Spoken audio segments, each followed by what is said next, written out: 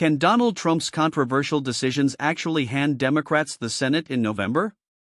A prominent retiring Republican senator believes so, and he's not holding back his criticism. Before we dive into this explosive political drama, if you want to stay on top of everything happening in U.S. politics, hit that subscribe button right now and leave a like. It really helps this channel grow. The political landscape is heating up, and the latest fireworks are coming from within the Republican Party itself. Senator Thom Tillis of North Carolina, who has announced he won't be seeking re-election, has issued a stark warning: President Trump's continued stupid things are actively killing our chances for the GOP to maintain control of the Senate. This is not just a minor spat, it's a significant development in the ongoing breakdown of the relationship between Tillis and Trump, a rift that has been simmering for some time, notably during the Republicans' push for a major legislative bill last year. The latest public exchange occurred after Trump took to Truth Social to label Tillis a nitpicker. Trump claimed that when he told Tillis he wouldn't endorse him for another run, Tillis immediately quit the race and publicly announced that he was going to retire. Trump went on to call Tillis a quitter and accused him of screwing the Republican Party with his rhino friends. But Tillis has not been shy about his criticisms of the Trump administration, especially since announcing his departure from the Senate.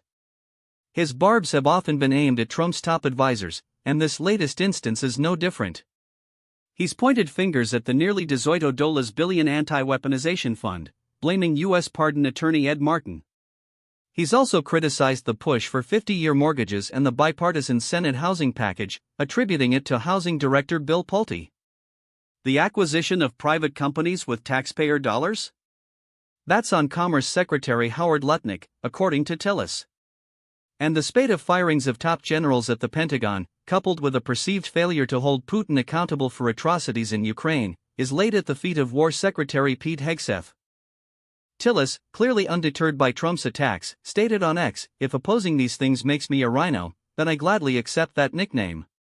We need Republicans to do well in November, but the stupid stuff is killing our chances." The White House, however, has pushed back.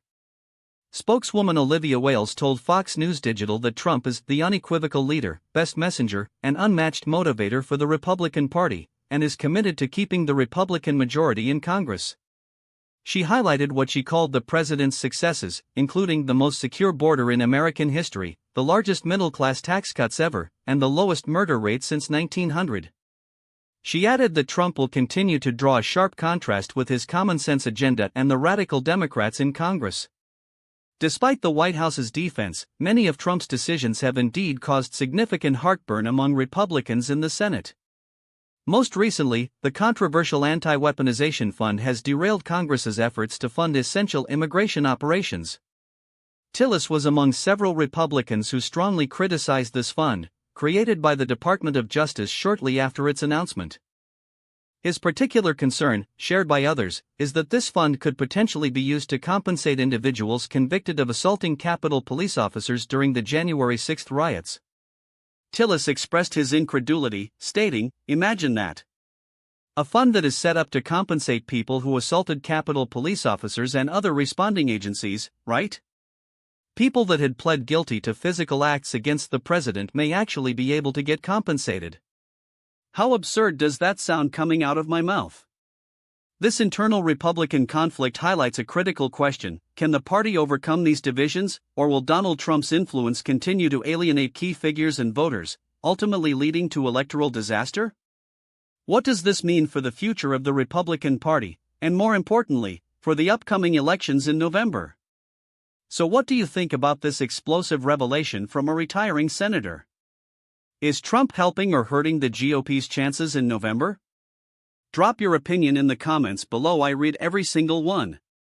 This internal battle within the Republican Party is far from over, and its outcome will undoubtedly shape the political future of the United States. Stay tuned.